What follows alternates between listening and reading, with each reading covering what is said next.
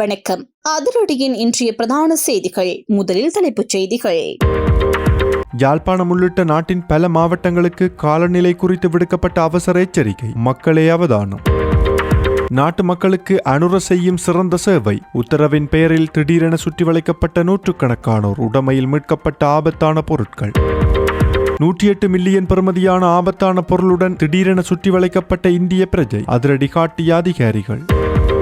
மயக்கமருந்து கொடுத்து கடத்தப்பட்ட சிறுமி வைத்தியசாலையில் அனுமதி. கடத்தியவர்களை உடனடியாக சுற்றி வளைத்த போலீசார். விசாரணையில் அடுத்தடுத்து அம்பலமான உண்மைகள். மட்டக்களப்பில் பரபரப்பை ஏற்படுத்திய சம்பவம்.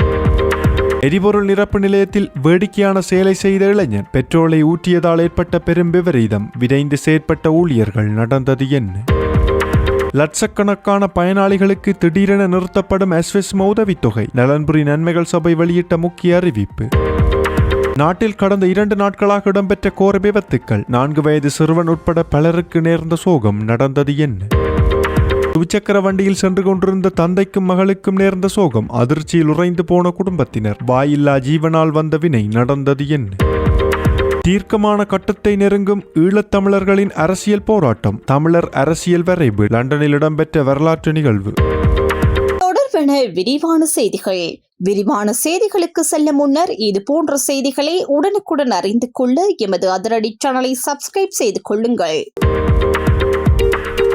நாட்டின் 13 மாவட்டங்களுக்கு விடுக்கப்பட்டிருந்த மண் சரிவு அபாய எச்சரிக்கை மேலும் நீடிக்கப்பட்டுள்ளதாக தேசிய கட்டிட ஆராய்ச்சி நிறுவனம் தெரிவித்துள்ளது. இந்த மண் சரிவு அபாய எச்சரிக்கை இன்று மாலை 4 மணி வரை நடைமுறையில் இருக்கும் எனவும் அறிவிக்கப்பட்டுள்ளது. இதன்படி பதுளை, கொழும்பு, காலி, கம்பகா, களுத்துறை, கண்டி, கேகாலை, குருநாகல், மாத்தறை, மொனராகலை, நுவரெலியா மற்றும் ரத்னபுரி மாவட்டங்கள் மண் சரிவு அபாயம் நிலவும் பகுதிகளாக அறிவிக்கப்பட்டுள்ளன.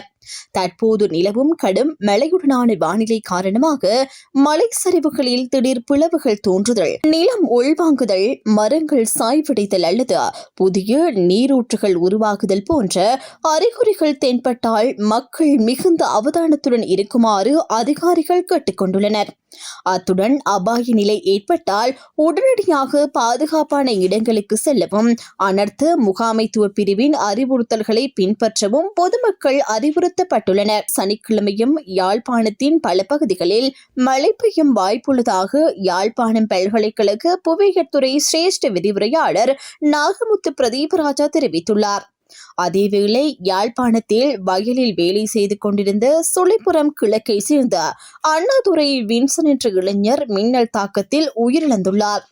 இதனைத் தொடர்ந்து மின்னல் தாக்கங்களில் இருந்து மக்கள் பாதுகாப்பாக இருக்குமாறும், அனர்த்த நிலைமைகள் தொடர்பில் மிகுந்த அவதானத்துடன் இருக்குமாறும் அதிகாரிகள் அறிவுறுத்தியுள்ளனர். கோமாகம பகுதியில் உள்ள எரிபொருள் நிரப்பு நிலையம் ஒன்றில் பெரும் பரபரப்பை ஏற்படுத்திய சம்பவம் ஒன்று இடம்பெற்றுள்ளது. மோட்டார் சைக்கிளில் எரிபொருள் நிரப்ப வந்த நபர் ஒருவர் திடீரென தனது மோட்டார் சைக்கிள் மீதும் தனது உடல் மற்றும் தலைப்பகுதியிலும் பெட்ரோலை ஊற்றிக்கொண்டதாக தெரிவிக்கப்பட்டுள்ளது. இந்த சம்பவம் அங்கிருந்து சிசிடிவி கேமராவில் பதிவாகியுள்ளதாகவும் தகவல் வெளியாகியுள்ளது. அந்த நபர் தன்னை தானே தீயிட்டு உயிரை மாய்த்துக் கொள்ள முயன்றிருக்கலாம் என சந்தேகம் வெளியிடப்பட்டுள்ளது.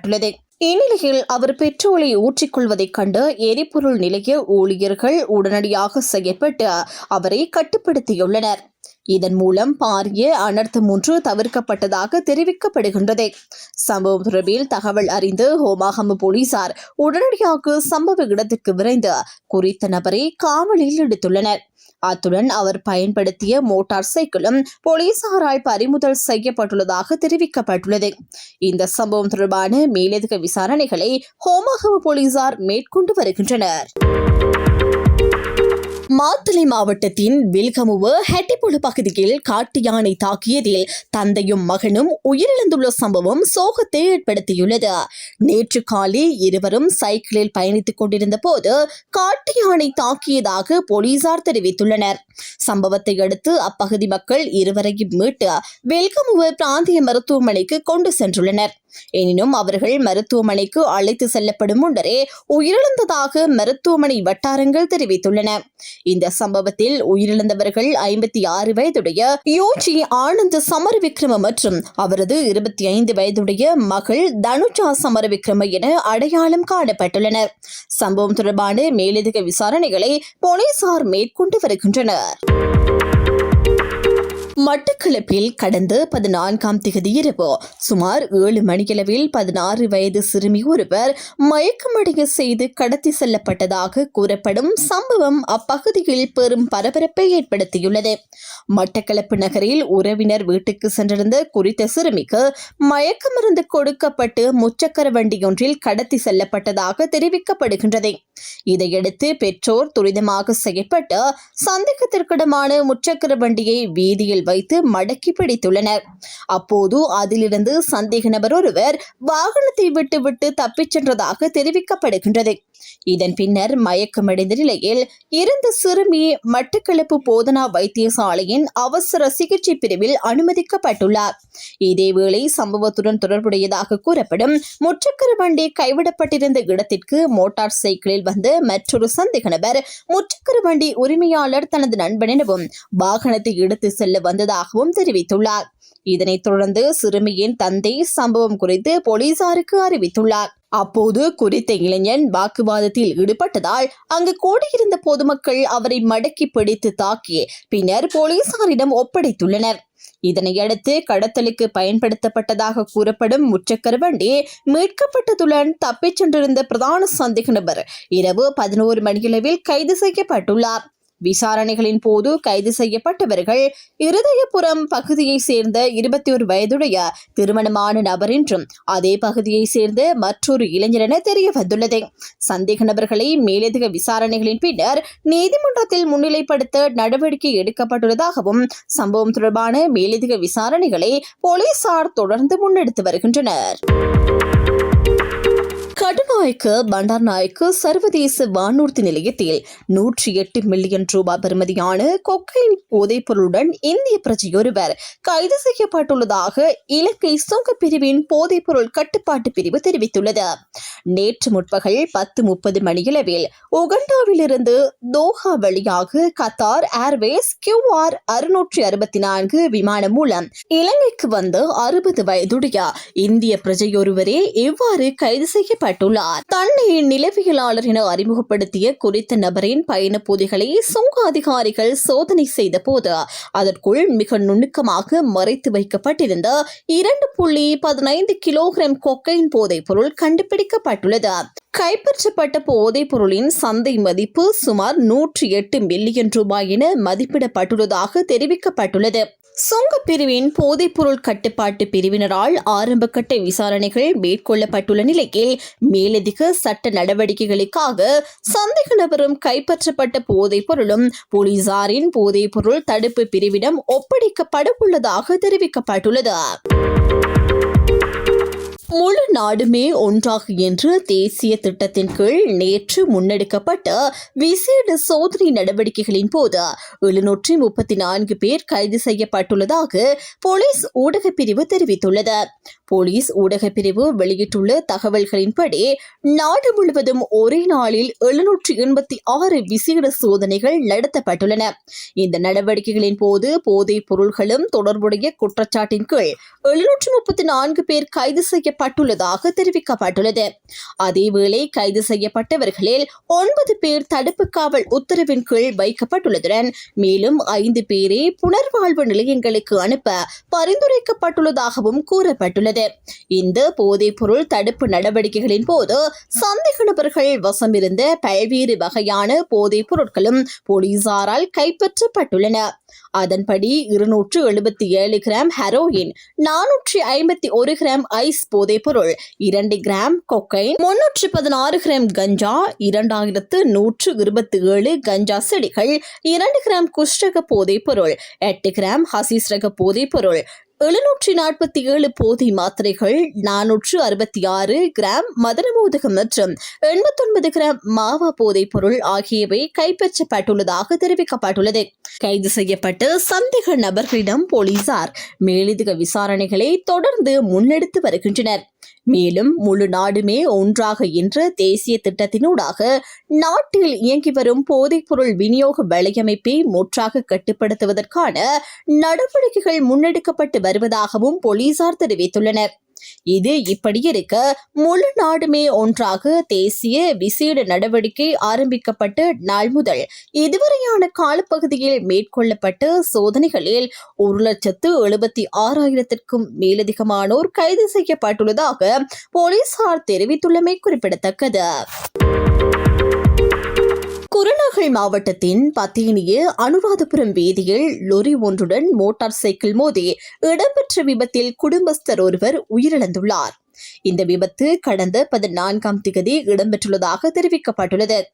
அம்பன்போல போலீஸ் பிரிவுக்குட்பட்ட பத்தினிய அனுராதபுரம் வீதியின் 36வது மைல்கல் அருகே வீதியோரத்தில் நிறுத்தப்பட்டிருந்த லொரி ஒன்றின் பின்புறத்தில் மோட்டார் சைக்கிள் வேகமாக மோதியுள்ளது. இதன்போது கட்டுப்பாட்டை இழந்த மோட்டார் சைக்கிளில் பயணித்த நபர் தூக்கி வீசப்பட்டு படுகாயமடைந்துள்ளார். அவர் உடனடியாக மீட்கப்பட்டு கல்கம்பு வைத்தியசாலையில் அனுமதிக்கப்பட்ட போதிலும் சிகிச்சை பலனின்றி உயிரிழந்துள்ளதாக தெரிவிக்கப்பட்டுள்ளது. சம்பவத்தில் உயிரிழந்தவர் அம்பன்போல பகுதியைச் சேர்ந்த 49 வயதுடைய குடும்பஸ்தர் என அடையாளம் காணப்பட்டுள்ளார். இந்த விபத்துடன் தொடர்புடைய லொரி சாரதி போலீசாரால் கைது செய்யப்பட்டுள்ளார். விபத்திற்கான காரணம் தொடர்பில் அம்பன்புல போலீசார் மேலதிக விசாரணைகளை மேற்கொண்டு வருகின்றனர். இதேவேளை அம்மாந்தோட்டை மாவட்டத்தின் பெளியத்தை பகுதியில் இடம்பெற்ற மற்றொரு விபத்தில் மோட்டார் சைக்கிளில் பயணித்த இளைஞர் ஒருவர் உயிரிழந்துள்ளார். இந்த விபத்து நேற்று முன்தினம் மாலை இடம்பெற்றுள்ளதாக தெரிவிக்கப்பட்டுள்ளது. பெளியத்தை பகுதியில் மோட்டார் சைக்கிள் ஒன்றும் ஹயஸ் ரக வாகனம் ஒன்றும் நேருக்கு நேர் மோதி விபத்துக்குள்ளாகியுள்ளன. இதன்போது பலத்த காயமடைந்த மோட்டார் சைக்கிள் ஓட்டுநர் சம்பவ இடத்திலேயே உயிரிழந்துள்ளார். உயிரிழந்தவர் பெளியத்தை பகுதியைச் சேர்ந்த 25 வயதுடைய இளைஞர் என அடையாளம் காணப்பட்டுள்ளார். விபத்துடன் தொடர்புடைய ஹயஸ் வாகன சாரதி போலீசாரால் கைது செய்யப்பட்டுள்ளார். விபத்து இடம்பெற்ற விதம் மற்றும் சாரதியின் கவனக்குறைவு உள்ளிட்ட விடயங்கள் தொடர்பில் பெளியத்தை போலீசார் மேலதிக விசாரணைகளை மேற்கொண்டு வருகின்றனர். இதற்கிடையில் மாத்தறை மாவட்டத்தின் வெலிகமை பகுதியில் முச்சக்கர வண்டி ஒன்று தடம் புரண்டதில் 4 வயது சிறுவன் ஒருவர் உயிரிழந்துள்ளார்.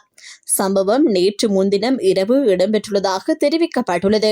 சிறுவன் தனது பெற்றோருடன் முச்சக்கர வண்டியில் பயணித்துக் கொண்டிருந்த போது அந்த வாகனம் கட்டுப்பாட்டை இழந்து வீதியில் தடம் புரண்டு விபத்துக்குள்ளானதாக கூறப்படுகின்றது.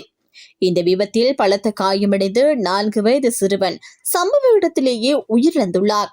மேலும் உயிரிழந்த சிறுவனின் பெற்றோரும் முச்சக்கர வண்டி சாரதியும் காயமடைந்துள்ளனர்.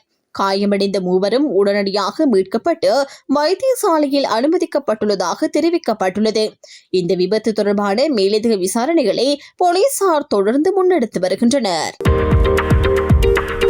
அஸ்விசும நலன்புரி திட்டத்தின் கீழ் நன்மை பெற்று வரும் குடும்பங்களில் தற்போது மாற்று வழிகளின் மூலம் நிலையான வருமானத்தை பெற்று வரும் சுமார் 1,00,000 குடும்பங்களை அந்த திட்டத்திலிருந்து படிப்படியாக விடுவிக்க அரசாங்கம் திட்டமிட்டுள்ளதாக தெரிவிக்கப்பட்டுள்ளது.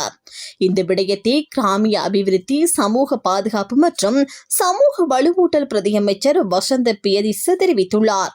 பயனாளிகளை உடனடியாக திட்டத்திலிருந்து நீக்காமல் அடுத்த 3 ஆண்டுகளுக்குள் படிப்படியாக நலன்புரி கொடுப்பனவுகளிலிருந்து விடுவிப்பதே அரசாங்கத்தின் திட்டமாகும் என அவர் குறிப்பிட்டுள்ளார். மக்கள் நீண்ட காலமாக அரசாங்க நலன்புரி உதவிகளிலேயே தங்கியிருப்பதை தவிர்த்து அவர்களை தற்சார்பு பொருளாதார நிலைக்கு கொண்டு செல்வதே இந்த நடவடிக்கையின் பிரதான நோக்கம் எனவும் அவர் தெரிவித்துள்ளார். சர்வதேச நாணய நிதியத்துடனான ஒப்பந்தத்தின் அடிப்படையில் குறிப்பிட்ட காலக்கெடுவுக்குள் இந்த கொடுப்பனவுகளை நிறுத்த வேண்டிய அவசியம் இருந்தாலும் பல குடும்பங்களில் வருமான நிலை இன்னும் போதுமான அளவு உயரவில்லை என்பதால் உடனடியாக இந்த நடவடிக்கையை மேற்கொள்ள முடியாது எனவும் அவர் கூறியுள்ளார். தற்போது முன்னேற்றம் கண்டுள்ளதாக கருதப்படும் 1,00,000 குடும்பங்கள் சுய தொழில் முயற்சிகள், நிதி உதவிகள், தொழில் பயிற்சிகள் மற்றும் வெளிநாட்டு வேலைவாய்ப்புகள் உள்ளிட்ட பல்வேறு வழிகளின் மூலம் தங்களது வாழ்வாதாரத்தை மேம்படுத்தி வருவதாகவும் தெரிவிக்கப்பட்டுள்ளது. முன்னாள் ஜனாதிபதி ரணில் விக்ரமசிங்கவினால் 2023ஆம் ஆண்டு அறிமுகப்படுத்தப்பட்ட அஸ்வேசும திட்டம் வறுமை நிலையை அடிப்படையாக கொண்டு 4 பிரிவுகளாக வகைப்படுத்தப்பட்டு 2,500 ரூபாய் முதல் 15,000 ரூபாய் வரையிலான கொடுப்பனவுகளை வழங்கி வருகின்றது. இத்திட்டம் வெற்றிகரமாக முன்னெடுக்கப்பட்டு வந்தாலும் தகுதியுடைய பல ஏழை குடும்பங்கள் இன்னும் அஸ்வசும பட்டியலில் இணைக்கப்படவில்லை என்பதோடு தகுதியற்ற சிலரும் திட்டத்தில் உள்வாங்கப்பட்டுள்ளதாக தெரிய வந்துள்ளதாக அவர் குறிப்பிட்டுள்ளார். இதற்கமைய 2027 ஆண்டு முதல் 2029 ஆண்டு வரையான காலப்பகுதிக்குள் அதிகளவான குடும்பங்களே பொருளாதார ரீதியாக முன்னேற்றி நலன்புரி பயனாளிகளின் எண்ணிக்கையை குறைப்பதே அரசாங்கத்தின் இறுதி இலக்காகும் என பிரதியமைச்சர் வசந்த பியஜிசு தெரிவித்துள்ளார். வட்டுக்கோட்டை தீர்மானத்தின் 50ஆம் ஆண்டு நிறைவை முன்னிட்டு லண்டன் வெஸ்ட்மினிஸ்டர் பாராளுமன்றத்தில் நேற்று நடைபெற்ற விசேட அமர்வில் ஈழத்தமிழர் அரசியல் போராட்டம் தொடர்பான ஒரு முக்கியமான நிகழ்வு இடம்பெற்றுள்ளது. அந்த அமர்வில் ஈழத்தமிழர் அரசியல் போராட்டத்திற்கு சட்ட ரீதியாக வலுவானதாக கூறப்படும் ஒரு புதிய திட்டம் பிரித்தானிய அரசியல் அமைப்புகளுக்கும் சர்வதேச சமூகத்திற்கும் சமர்ப்பிக்கப்பட்டுள்ளது. நேற்றைய இந்த நிகழ்வில் பிரித்தானிய பாராளுமன்ற உறுப்பினர்கள், ஈழத்தமிழ் கல்வியாளர்கள், தாயகத்திலிருந்து வருகை தந்த மதகுரு மற்றும் புலம்பெயர் தமிழ் சமூக அமைப்புகள், இளைஞர்கள் என பலரும் கலந்து கொண்டனர். அவர்கள் ஈழத்தமிழர் அரசியல் போராட்டம் தற்போது ஒரு புதிய மற்றும் முக்கியமான கட்டத்திற்குள் நுழைந்துள்ளது என்பதை உலகிற்கு தெரிவிக்கும் வகையில் ஒன்று கூடியதாக தெரிவிக்கப்பட்டுள்ளது. இந்த நிகழ்வு வெறுமனே ஒரு நினைவு நிகழ்வாக இல்லாமல் ஒரு அரசியல் உறுதி பிரகடனமாக அமைந்ததாக ஏற்பாட்டாளர்கள் தெரிவித்துள்ளனர். தமிழ் தேசிய பிரச்சினைக்கு நீதியான மற்றும் நிலையான தீர்வை வழங்கும் நோக்கில் ஒருமித்த கருத்தின் அடிப்படையில் உருவாக்கப்பட்ட இந்த திட்டம் சர்வதேச சமூகத்திற்கும் பிரித்தானிய அரசியல் அமைப்பிற்கும் முன்வைக்கப்பட்டுள்ளது. இந்த திட்டம் அடிமட்டத்திலிருந்து மேல் நோக்கி உருவாக்கப்பட்ட ஒரு ஒற்றை கட்டமைப்பு எனவும் குறிப்பிடப்பட்டுள்ளது. இதற்காக தாயகத்தில் 24 சமூக கூட்டங்கள், 2 பெரிய சிவில் சமூக மன்றங்கள், அரசியல் தலைவர்களுடன் ஆலோசனைகள், மேலும் அமெரிக்கா முதல் ஆஸ்திரேலியா வரை 30க்கும் மேற்பட்ட புலம்பெயர் தமிழ் சமூக கூட்டங்கள் நடத்தப்பட்டதாகவும் தெரிவிக்கப்பட்டுள்ளது. இதன் மூலம் பல்வேறு அரசியல் வேறுபாடுகளை கடந்து ஒரே நிலைப்பாட்டில் இந்த வரைவு உருவாக்கப்பட்டதாக கூறப்படுகின்றது. நிகழ்வு ஆரம்பத்தில் மாவீரர்கள் மற்றும் போரின் போது உயிரிழந்தவர்களுக்கு அஞ்சலி செலுத்தப்பட்டதாக தெரிவிக்கப்பட்டுள்ளது. இதனைத் தொடர்ந்து நடைபெற்ற உரைகளில் பிரித்தானிய தொழிற்கட்சியின் நாடாளுமன்ற உறுப்பினரும் தமிழர்களுக்கான அனைத்து கட்சி நாடாளுமன்ற குழுவின் தலைவருமான ஷியோன் மெக்டோனா நிகழ்வை தொடங்கி வைத்தார். அவர் இந்த முன்னெடுப்புக்கு தனது ஆதரவை தெரிவித்ததாகவும் கூறப்பட்டுள்ளது. அதனைத் தொடர்ந்து கன்சர்வேட்டிவ் கட்சியின் நாடாளுமன்ற துணை ஒருங்கிணைப்பாளர் ககன் மோஹிந்திரா உரையாற்றியுள்ளார். அவர் தமிழர் அரசியல் கட்டமைப்புக்கு ஆதரவு என்பது கட்சி பாகுபாடின்றி பிரித்தானிய நாடாளுமன்றத்தின் நிலைப்பாடாக உள்ளது என தெரிவித்ததாக கூறப்படுகின்றது. தமிழர்களுக்கான அனைத்து கட்சி நாடாளுமன்ற குழுவின் துணைத் தலைவர் பாப் பிளாக்மன் உரையாற்றி, இந்த கட்டமைப்பு நடைமுறையில் செயல்படுத்தப்படக்கூடியதும் கொள்கை ரீதியாக வலுவானதும் என குறிப்பிட்டுள்ளார். அவர் பொறுப்புக்கூறல் தொடர்பான தனது நீண்டகால கோரிக்கைகளையும் மீண்டும் வலியுறுத்தியதாக தெரிவிக்கப்பட்டுள்ளது. லண்டன் சிட்டி பல்கலைக்கழகத்தின் இணை பேராசிரியர் கலாநிதி மதுரா ராசரத்தினம் தமிழர் சுயநிர்ணய உரிமையின் வரலாற்று பின்னணியை விளக்கி உரையாற்றியுள்ளார். அவர் இந்த கோரிக்கை புதியது அல்ல, பல தசாப்தங்களாக தொடரும் ஜனநாயக மற்றும் சட்ட அடிப்படையிலான கோரிக்கை என தெரிவித்துள்ளார். திருகோணமலை கத்தோலிக்க மறைமாவட்ட ஆயர் பேரூர் தந்தை கிறிஸ்டியன் நோயாள் இமானுவேல் தாயகத்திலிருந்து வருகை தந்து இதில் கலந்து கொண்டுள்ளார். அவர் வடக்கு கிழக்கு பகுதிகளில் நிலவும் இராணுவ மயமாக்கல், காணாமல் ஆக்கப்பட்டோர் பிரச்சினை, இடப்பெயர்வு உள்ளிட்ட விடயங்களை சுட்டிக்காட்டி உரையாற்றியதாக தெரிவிக்கப்பட்டுள்ளது. பிரித்தானிய பாராளுமன்ற உறுப்பினர் உமா குமரன் மக்கள் தங்களது எதிர்காலத்தை தாங்களே தீர்மானிக்கும் உரிமை குறித்து உரையாற்றியுள்ளார். அவர் 2009 ஆண்டு நாடாளுமன்ற சதுக்கத்தில் நடைபெற்ற போராட்டங்களையும் நினைவு கூர்ந்ததாக தெரிவிக்கப்பட்டுள்ளது. சிங்கப்பூர் தேசிய பல்கலைக்கழக பேராசிரியர் முத்துக்குமார சுவாமி சொர்ணராஜா சர்வதேச சட்டத்தின் அடிப்படையில் தமிழர் கோரிக்கைகளின் வரலாற்றை விளக்கி உரையாற்றியுள்ளார். முன்னெடுப்பு குழுவின் உறுப்பினர் கஜன்ராஜ் இந்த கட்டமைப்பு உருவாக்கப்பட்ட விதம் மற்றும் எதிர்கால நடைமுறைகள் குறித்து விளக்கமாக கூறியுள்ளார். நிகழ்வின் இறுதியில் சமூக அமைப்புகள் மற்றும் இளைஞர்கள் எழுப்பிய கேள்விகளுக்கு பேச்சாளர்கள் நேரடியாக பதிலளித்ததாகவும் தெரிவிக்கப்பட்டுள்ளது.